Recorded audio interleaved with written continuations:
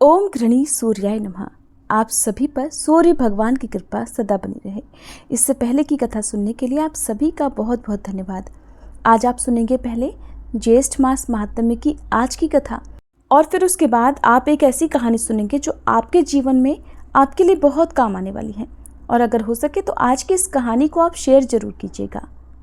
राजा शतानीक ने कहा, हे महामुनि, सांब के द्वारा चंद्रभागा नदी के तट पर सूर्य नारायण की जो स्थापना की गई है वह स्थान आदिकाल से तो नहीं है, फिर भी आप उस स्थान के महात्म्य का इतना वर्णन कैसे कर रहे हैं, इसमें मुझे संदेह हो रहा है। सुमंतु मुनि कहने लगे, हे भरत, वहां पर सूर्य नारायण का स्थान तो सनातन काल से है। सांब ने उस स्थान की प्रतिष्ठा तो बाद में की है। इसका हम संक्षेप में वर्णन करते हैं, आप भी प्रेम पूर्वक उसे सुनिए। इस स्थान पर ब्रह्म स्वरूप जगत स्वामी भगवान सूर्य नारायण ने अपने मित्र रूप में तप किया है। वे ही अव्यक्त परमात्मा भगवान सूर्य सभी देवताओं और प्रजाओं की सृष्टि करके स्वयं 12 रूप धारण कर अदिति के गर्भ से उत्पन्न हुए। इसी कारण उनका नाम आदित्य पड़ गया। इंद्र, धाता, पर्जन्य, पूषा, त्वष्टा, अर्यमा, भग, विवस्वान, अंशु, विष्णु, वरुण तथा मित्र, ये सूर्य भगवान की 12 मूर्तियां हैं। इन सब से संपूर्ण जगत व्याप्त है। इनमें से प्रथम इंद्र नामक मूर्ति देवराज में स्थित है, जो सभी दैत्यों और दानवों का संहार करती है। दूसरी धाता नामक मूर्ति प्रजापति में स्थित होकर सृष्टि की रचना करती है। तीसरी पर्जन्य नामक मूर्ति किरणों में स्थित होकर अमृत वर्षा करती है। पूषा नामक चौथी मूर्ति मंत्रों में अव्यवस्थित होकर प्रजा पोषण का कार्य करती है। पांचवी त्वष्टा नाम की जो मूर्ति है वह वनस्पतियों और औषधियों में स्थित है। छठी मूर्ति अर्यमा प्रजा की रक्षा करने के लिए पुरों में स्थित है। सातवीं भग नामक मूर्ति पृथ्वी और पर्वतों में विद्यमान है। आठवीं विवस्मान नामक मूर्ति अग्नि में स्थित है और वह प्राणियों के भक्षण किए हुए अन्न को पचाती है। नवी अंशु नामक मूर्ति चंद्रमा में अवस्थित है, जो जगत को आप्यायित करती है। 10वीं विष्णु नामक मूर्ति दैत्यों का नाश करने के लिए सदैव अवतार धारण करती है। 11वीं वरुण नाम की मूर्ति समस्त जगत की जीवनदायिनी है और समुद्र में उसका निवास है, इसलिए समुद्र को वरुणालय भी कहा जाता है। 12वीं मित्र नामक मूर्ति जगत का कल्याण करने के लिए चंद्रभागा नदी के तट पर विराजमान है। यहाँ सूर्य नारायण ने मात्र वायुपान करके तप किया है और मित्र रूप से यहाँ पर अव्यवस्थित है, इसलिए इस स्थान को मित्रपद अर्थात मित्रवन भी कहते हैं। ये अपनी कृपामयी दृष्टि से संसार पर अनुग्रह करते हुए भक्तों को भांति भांति के वर देकर संतुष्ट करते रहते हैं। ये स्थान पुण्यप्रद है। महाबाहो, यहीं पर अमित तेजस्वी सांब ने सूर्य नारायण की आराधना करके मनोवांछित फल प्राप्त किया है। उनकी प्रसन्नता और आदेश से सांब ने यहाँ भगवान सूर्य को प्रतिष्ठापित किया। जो पुरुष भक्ति पूर्वक सूर्य नारायण को प्रणाम करता है और श्रद्धा भक्ति से उनकी आराधना करता है, वह संपूर्ण पापों से मुक्त होकर सूर्य लोक में निवास करता है। अब जानिए देवर्षि नारद के द्वारा सूर्य के विराट रूप तथा उनके प्रभाव के वर्णन के बारे में। सुमंतु मुनि बोले, हे राजन, भयंकर कुष्ठ रोग का शाप प्राप्त कर दुखी होकर सांब ने अपने पिता भगवान श्री कृष्ण से पूछा, हे तात, मेरा यह कष्ट कैसे दूर होगा? कृपा कर इसका कोई उपाय भी आप बताइए। भगवान श्री कृष्ण कहने लगे, वत्स, तुम भगवान सूर्य की आराधना करो, उससे तुम्हारा यह कुष्ठ रोग दूर हो जाएगा। तुम देवर्षि नारद द्वारा सूर्य नारायण के आराधना विधान की शिक्षा प्राप्त करो। वे प्रसन्न होकर तुम्हें विस्तार से उनकी आराधना का विधान बतलाएंगे। एक दिन नारद जी द्वारकापुरी में भगवान श्री कृष्ण का दर्शन करने के लिए आए। उसी समय सांब ने अत्यंत विनम्र भाव से जाकर उन्हें प्रणाम किया और हाथ जोड़कर प्रार्थना की। कहने लगे कि महामुने, मैं आपकी शरण में हूँ। आप मेरे ऊपर कृपा कर कोई ऐसा उपाय बतलाइए जिससे मेरा शरीर कुष्ठ रोग से मुक्त हो सके और मेरा कष्ट भी दूर हो जाए। नारद जी कहने लगे, सांब, सभी देव जिनकी स्तुति करते हैं उन्हीं का तुम भी पूजन करो। उन्हीं की कृपा से तुम रोग से मुक्त हो पाओगे। नारद जी की बात सुनकर सांब ने फिर पूछा, महाराज, देवगण किसका पूजन और स्तवन करते हैं, आप ही उसे भी बताएं, जिससे मैं उनकी शरण में जा सकूं। यह शाप अग्नि मुझे दग्ध कर रही है। ऐसा कौन देवता है जो कृपा करके मुझे इस विपत्ति से मुक्त करा सकेगा? तब नारद जी कहने लगे, पुत्र, समस्त देवताओं के पूज्य, नमस्कार करने योग्य और निरंतर स्तुति योग्य भगवान सूर्य नारायण ही हैं। तुम उनके प्रभाव को सुनो। किसी समय समस्त लोकों में विचरण करता हुआ मैं सूर्य लोक में जा पहुंचा। वहां मैंने देखा कि देवता, गंधर्व, नाग, यक्ष, राक्षस और अप्सराएं सूर्य नारायण की सेवा में लगे हुए हैं। गांधर्व गीत गा रहे हैं और अप्सराएं नृत्य कर रही हैं। राक्षस, यक्ष तथा नाग शस्त्र धारण करके उनकी रक्षा करने के लिए वहां पर खड़े हुए हैं। ऋग्वेद, यजुर्वेद और सामवेद मूर्तिमान स्वरूप धारण कर स्वयं स्तुति कर रहे हैं और ऋषिगण भी वेदों की ऋचाओं से उनका स्तवन कर रहे हैं। मूर्ति रूप में प्रातः, मध्याह्न और सायंकाल की तीनों सुंदर रूप वाली संध्याएं हाथ में वज्र तथा बाण धारण किए हुए सूर्य नारायण के चारों ओर स्थित हैं। प्रातः संध्या रक्त वर्ण की है, मध्याह्न संध्या चंद्रमा के समान श्वेत वर्ण की और सायं संध्या मंगल के समान वर्ण वाली है। आदित्य, वसु, रुद्र, मरुत तथा अश्विनी कुमार आदि सभी देवगण तीनों संध्याओं में उन भगवान सूर्य का पूजन करते हैं। इंद्र सदैव वहां खड़े होकर भगवान सूर्य की जय जयकार करते रहते हैं। गरुड़ का ज्येष्ठ भ्राता अरुण उनका सारथी है। वह काल के अवयवों से निर्मित उनके रथ का संचालक भी है। हरे वर्ण के छंदरूप 7 अश्व उनके रथ में जुटे हुए हैं। रागी तथा निशुभा नाम की 2 पत्नियां उनके दोनों ओर बैठी हुई हैं। सभी देवता हाथ जोड़कर उनके चारों ओर खड़े हुए हैं। पिंगल, लेखक, दंडनायक आदिगण तथा कलमाश नामक 2 पक्षी द्वारपाल के रूप में उनकी सेवा में लगे हुए हैं। दिंडी उनके सामने और ब्रह्मा आदि सभी देवता उनकी स्तुति कर रहे हैं। भगवान सूर्य नारायण का ऐसा प्रभाव देखकर मैंने सोचा कि यही देव हैं जो समस्त देवताओं के पूज्य हैं। सांब, तुम भी उन्हीं की शरण में जाओ। तब सांब पूछने लगे कि महाराज, मैं भली भांति ये जानना चाहता हूँ कि सूर्य नारायण सर्वगत कैसे हैं, उनकी कितनी रश्मियां हैं, कितनी मूर्तियां हैं। रागी तथा निक्षुभा नाम की ये दोनों पत्नियां कौन हैं? पिंगल, लेखक और दंडनायक वहां क्या काम करते हैं? कलमाश पक्षी कौन है? उनके आगे स्थित रहने वाले दंडी कौन है? और वे कौन कौन देवता हैं जो उनके चारों ओर खड़े रहते हैं? मुनिवर, कृपया आप इन सब का तत्वतः अच्छी तरह से वर्णन कीजिए, जिससे मैं भी सूर्य नारायण के प्रभाव को जानकर उनकी शरण में जा सकूं।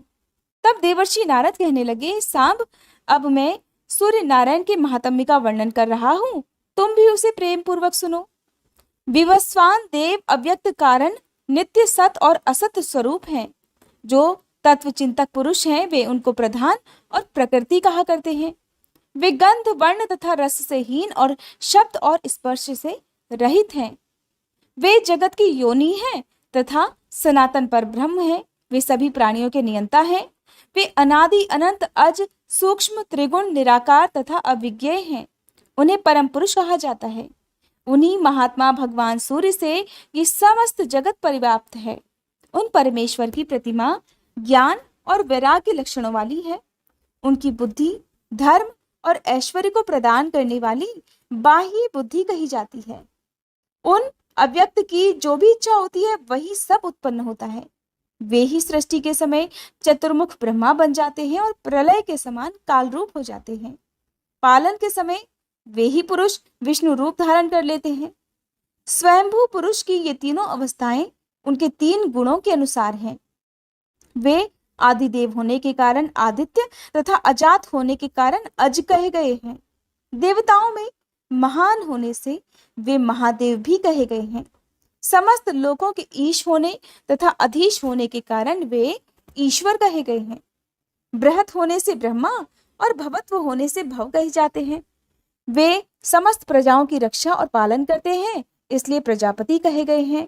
पूर्व में शयन करने से पुरुष, उत्पाद्य न होने और अपूर्व होने से स्वयंभू नाम से प्रसिद्ध हैं।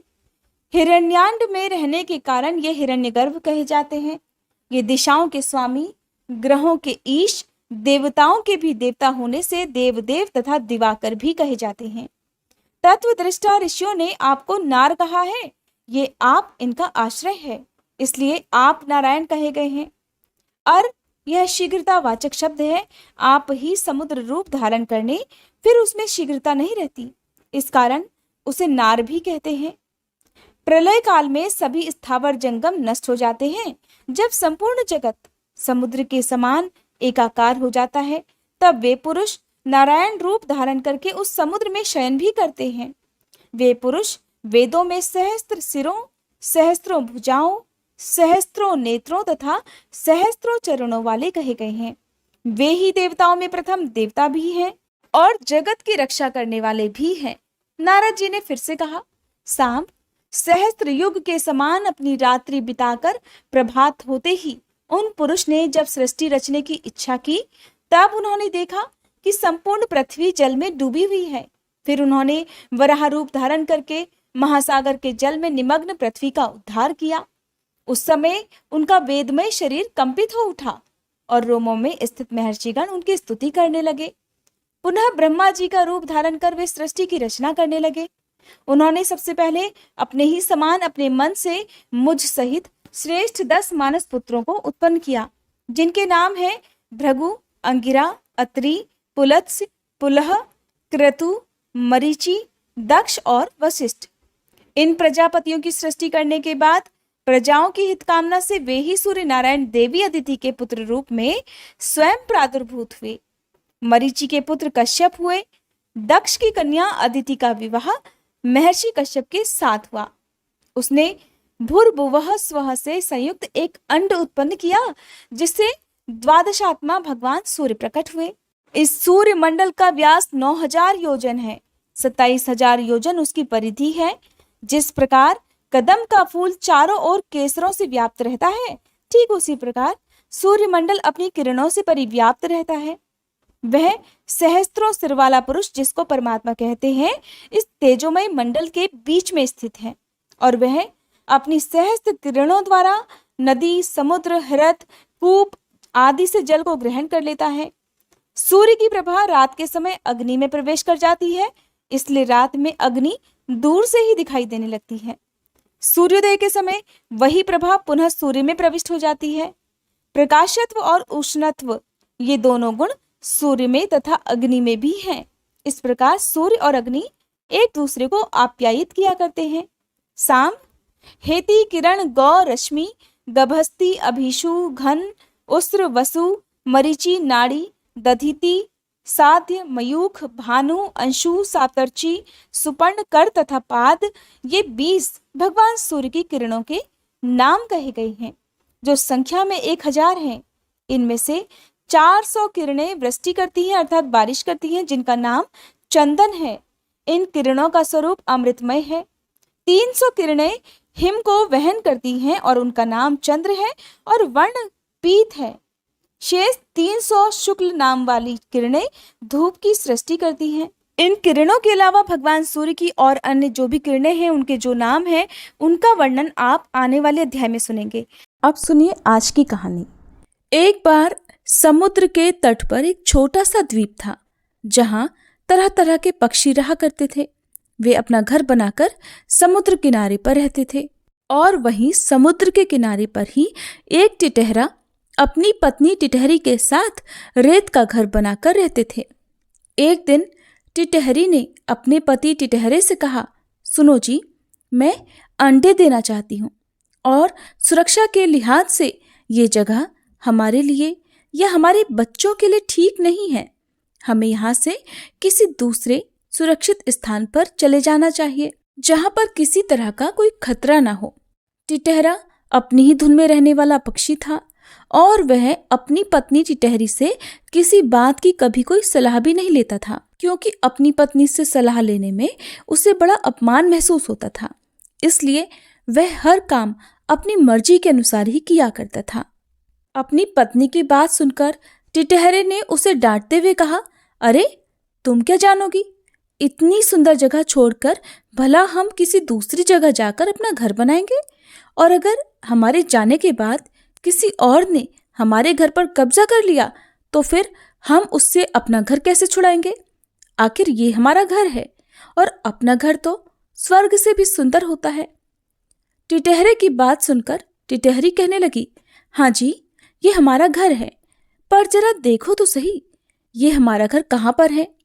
समुद्र का विशाल किनारा है और यहाँ हर रोज समुद्र की लहरें उठती हैं। यहाँ तक कि समुद्र की ये ऊंची ऊंची लहरें हमारे घर तक पहुंच जाती हैं।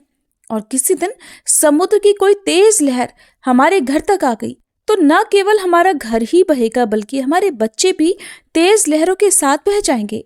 कहीं हमारे बच्चों के साथ कोई अनहोनी न हो जाए। कहते हैं बुद्धिमान पुरुष आने वाली विपत्ति को पहले ही भांप कर काम करते हैं।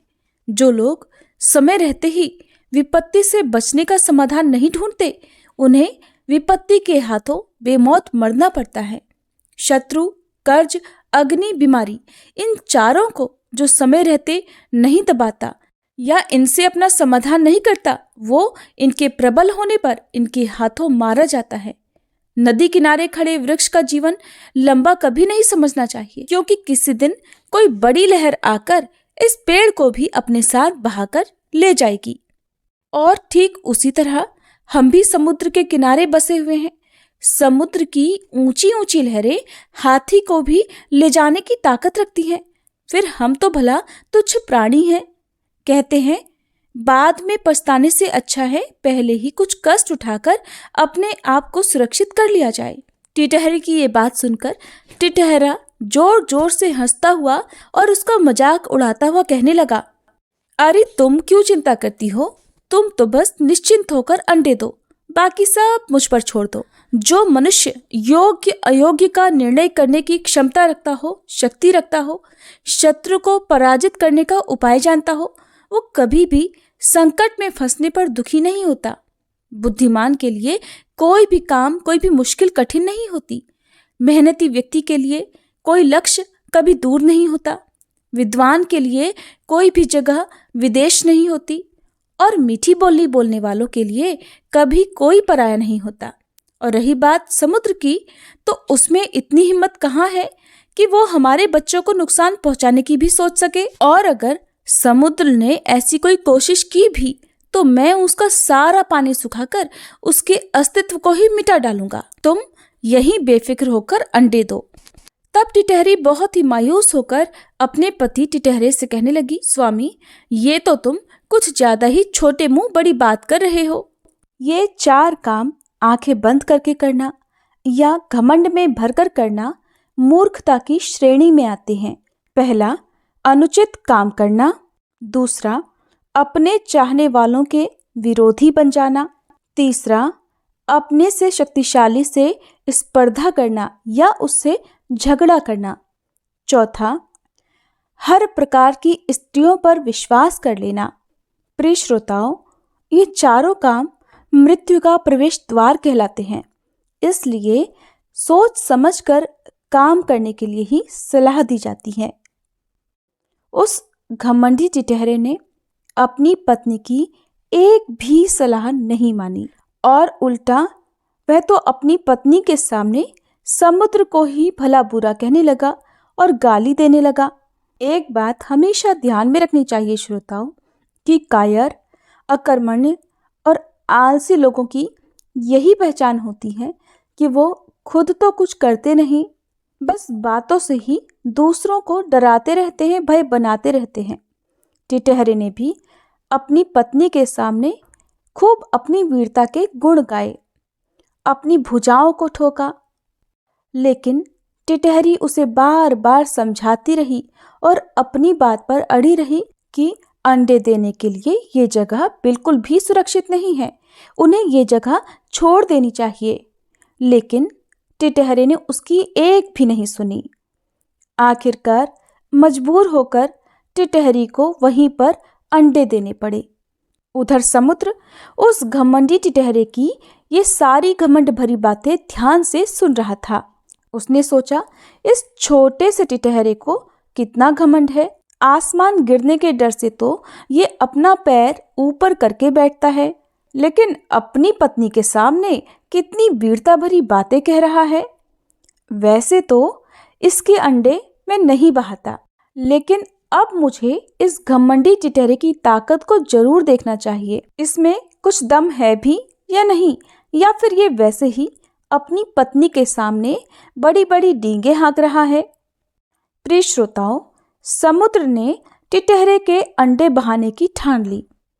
एक दिन टिटहरा और टिटहरी भोजन की तलाश में कहीं दूर चले गए। इतने में समुद्र ने पीछे से उनके अंडे पानी में दूर बहा दिए। जब टिटहरा और उसकी पत्नी वापस आए तो उन्हें अपने अंडे नहीं मिले।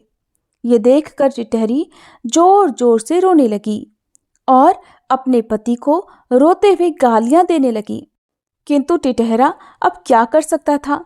वह चुपचाप अपनी पत्नी की गालियां सुनता रहा। प्रिय श्रोताओं, कहते हैं जो अपनी पत्नी की या अपने हितैषी बंधुओं की बात नहीं मानते, उन्हें जीवन में पछताने के सिवा और कुछ भी नहीं करना पड़ता। इसलिए विपत्ति आने से पहले ही उपाय करने वाला ही सदैव सुखी रहता है। अपनी किस्मत पर भरोसा करके हाथ पर हाथ धरकर बैठे रहने वाला या घमंड करने वाला सदा दुख ही दुख उठाता है। जो मनुष्य मुश्किल घड़ी आने से पहले ही दूसरी जगह जा सकता है, मुश्किल से बच सकता है, ऐसा व्यक्ति अपने कुल या अपने देश का कभी विनाश नहीं देखता।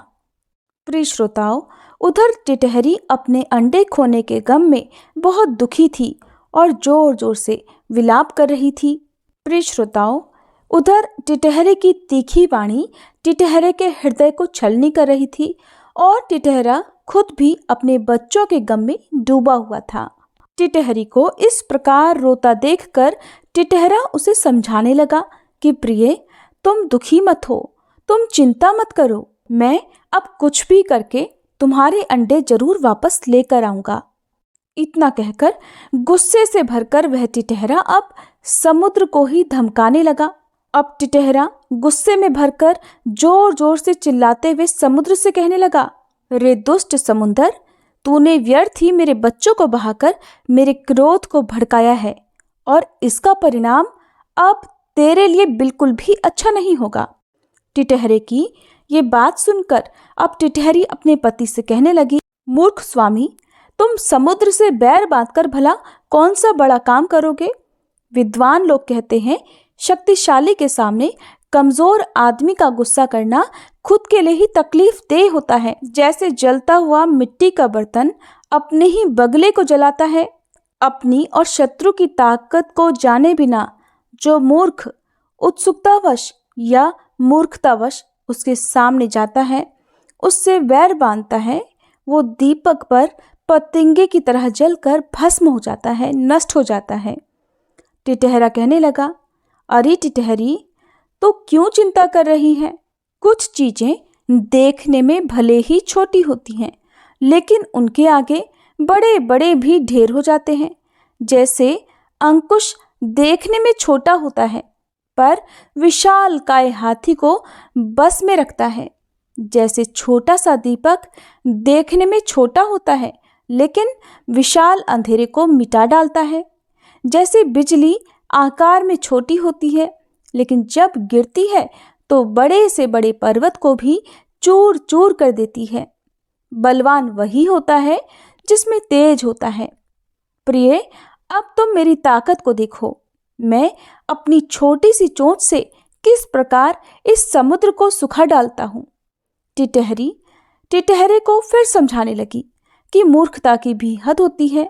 जिस सागर में रोजाना 900 नदियां जल लेकर गिरती हैं, ऐसी 1800 नदियों से रोज भरा जाने वाला समुद्र केवल तुम्हारी एक बूंद से भर जाने वाली चोंच से भला कैसे सूख सकता है? ऐसी बड़ी बड़ी डींगे हाँकने से भला क्या फायदा जो पूरी भी न हो। अगर तुम्हें समुद्र से बैर करना ही है तो क्यों ना अपने मित्रों से, अन्य पक्षियों से सहयोग लेकर इस सागर को सुखाओ। क्योंकि बड़े लोग कहते हैं, जब निर्बल लोग भी अपना समूह बना लेते हैं तो उन्हें कोई हरा नहीं सकता। तिनकों की बुनी हुई रस्सियों से हाथी को भी रोका जा सकता है, वश में किया जा सकता है। प्रिय श्रोताओं, तब टिटहरे ने अपनी पत्नी की बात मानकर आसपास रहने वाले सभी पक्षियों, बगुला, सारस, हंस, मोर आदि से सहायता मांगी। उनसे अपना दुखड़ा सुनाया और कहा कि भाइयों, इस दुष्ट समुद्र ने मेरे अंडे बहाकर मुझे और मेरी पत्नी को दुख दिया है, मेरी पत्नी को रुलाया है। इसलिए इस समुद्र को सुखाने का कोई उपाय करो। टिटहरे की बात सुनकर पक्षी कहने लगे, हे मित्र, हम तुम्हारा दुख भली भांति समझते हैं, लेकिन समुद्र को सुखाने की हम में से किसी के पास भी शक्ति नहीं है। इस तरह व्यर्थ की कोशिश करने से भला क्या फायदा। जो कमजोर आदमी घमंड में चूर होकर अपने से शक्तिशाली आदमी से झगड़ा करता है, बैर बांधता है, वह अपने पतन का खुद कारण बनता है। इसलिए एक काम कर सकते हैं, हम सभी पक्षी मिलकर गरुड़ जी के पास चलते हैं। गरुड़ जी पक्षियों के देवता हैं और बहुत महान भी हैं। क्यों ना हम सभी चलकर उनके सामने अपनी व्यथा कहें। गरुड़ जी बहुत महान हैं और वे समुद्र से बदला अवश्य लेंगे और तुम्हारी सहायता भी करेंगे। अगर गरुड़ जी ने हमारी सहायता करने से इनकार कर भी दिया तो हमें बुरा भी नहीं लगेगा, क्योंकि कहते हैं, एक दिल के मित्र के पास, गुणी नौकर के पास, कहना मानने वाली पत्नी के पास, ताकतवर स्वामी के पास अपना दुख बताने से मनुष्य सदा सुखी रहता है। इसलिए हम सबको गरुड़ जी के पास चलना चाहिए। प्रिय श्रोताओं, इस तरह निश्चय करके सारे पक्षी गरुड़ जी के पास उड़ चले और उन्हें अपना दुख सुनाया। कहने लगे, हे स्वामी, आपके होते हुए भी इस टिटहरे के अंडे समुद्र ने चुरा लिए हैं। इस कारण इसका कुल विनाश हो गया है। ये और इसकी पत्नी बहुत दुखी हो रहे हैं। कहीं समुद्र फिर घमंड में आकर किसी दूसरे पक्षी के साथ ऐसा ना करे, इसीलिए हम सहायता मांगने के लिए आपके पास आए हैं। इस संसार में किसी एक व्यक्ति के द्वारा निंदनीय कार्य करने पर दूसरे व्यक्ति भी वैसा ही निंदनीय कार्य कर सकते हैं। इस संसार में एक दूसरे के पीछे चलने वाले लोग बहुत सारे हैं। जो किसी भी प्रकार का कोई निंदनीय कार्य करता है, बाकी सब भी उसके पीछे पीछे वही काम करते रहते हैं। वो लोग दूसरे की भलाई को नहीं समझ सकते। हे गरुड़देव, आप हमारे राजा हैं, इसलिए हमारी रक्षा कीजिए। कहते हैं, जो राजा अपनी प्रजा की रक्षा करता है उसे प्रजा के धर्म से छठा भाग प्राप्त होता है, और जो राजा प्रजा की रक्षा नहीं करता उसे प्रजा के अधर्म का आधा हिस्सा मिल जाता है। इसलिए जिसके अपने परिवारजन, अपने बंधु नहीं होते, उसका स्वामी उसका राजा ही होता है। राजा ही उनका रक्षक, उनका स्वामी होता है। प्रिय श्रोताओं, पक्षियों की इस प्रकार की बातें सुनकर गरुड़ जी क्रोधित होकर समुद्र के पास उड़ चले। वे क्रोध के मारे सारे समुद्र को सुखा डालना चाहते थे। उसी समय गरुड़ जी के पास भगवान विष्णु का बुलावा आ गया। एक दूत ने गरुड़ जी को भगवान विष्णु का संदेश सुना दिया, लेकिन गरुड़ जी ने भगवान के पास जाने से इनकार कर दिया और उसने दूत को अपना संदेश कहलवाया। हे भाई पार्षद, तुम भगवान विष्णु से कहना कि इस समय मेरी प्रजा मुश्किल में है। इस समय मेरी प्रजा पर विपत्ति आई हुई है और मैं अपनी प्रजा की रक्षा करने के लिए इस विशाल का इस समुद्र को सुखा देना चाहता हूँ। गरुड़ जी की ये बात सुनकर भगवान विष्णु के पार्षद ने सोचा कि आज इन्हें क्या हो गया है जो ये भगवान विष्णु का संदेश भी अनसुना कर रहे हैं। तब पार्षद ने सोचा कि इस गरुड़ ने तो भगवान के प्रति कभी कोई ऐसी बात ही नहीं की। फिर उससे पूछा कि भाई, जरा बताओ तो सही, भगवान ने तुम्हारा ऐसा कौन सा अपमान किया है जो तुम इतने क्रोधित हो रहे हो और भगवान के पास जाने से इनकार कर रहे हो। तब गरुड़ ने कहा कि भगवान ने कोई अपमान नहीं किया है, लेकिन इस समुद्र ने टिटहरी के अंडे बहा दिए हैं और समुद्र तो भगवान का घर होता है। तुम जाकर भगवान से कहो कि वे समुद्र से टिटहरे के अंडे वापस लौटाने के लिए कहें, नहीं तो आज से मैं भगवान का कोई सेवक नहीं हूँ। उधर गरुड़ जी का संदेश सुनकर भगवान भी सोचने लगे, गरुड़ का रूठना भी जायज है, इसलिए क्यों ना मैं खुद जाकर गरुड़ को बुला कर लाऊं। क्योंकि प्रिय श्रोताओं, जो व्यक्ति अपनी उन्नति चाहता है, ऐसे आज्ञाकारी को खानदानी सेवक की बेइज्जती नहीं करनी चाहिए। बल्कि ऐसे लोगों का पुत्र की तरह पालन करना चाहिए। एक और बहुत महत्वपूर्ण बात कही जाती है कि अगर राजा प्रसन्न होता है तो वो अपने सेवकों को केवल धन देता है, परंतु सेवक को अगर इज्जत मिलती है तो वो अपने प्राण देकर भी स्वामी का उपकार चुकाता है।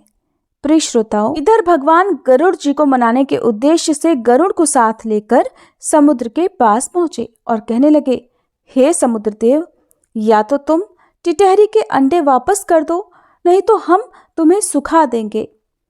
भगवान को आग्नेयास्त्र ताने देखकर समुद्र हाथ जोड़कर भगवान से कहने लगा, प्रभु आप ऐसा कष्ट मत उठाइए, आप ऐसा मत कीजिए, मैं अभी टिटहरी के अंडे वापस किए देता हूँ। ऐसा कहते ही समुद्र ने टिटहरी के वो अंडे उन्हें वापस कर दिए। प्रिय श्रोताओं, यहाँ पर एक बात सभी को ध्यान जरूर देनी चाहिए। शत्रु छोटा हो या बड़ा, जब तक उसकी शक्ति का सही अंदाज ना लगे तब तक उससे शत्रुता नहीं करनी चाहिए, नहीं तो जैसे समुद्र टिटहरे से हार गया, उसे मुंह की खानी पड़ी। ये कहानी आपको कैसी लगी? प्रिय श्रोताओं, वीडियो को लाइक करके कमेंट बॉक्स में जरूर बताइएगा।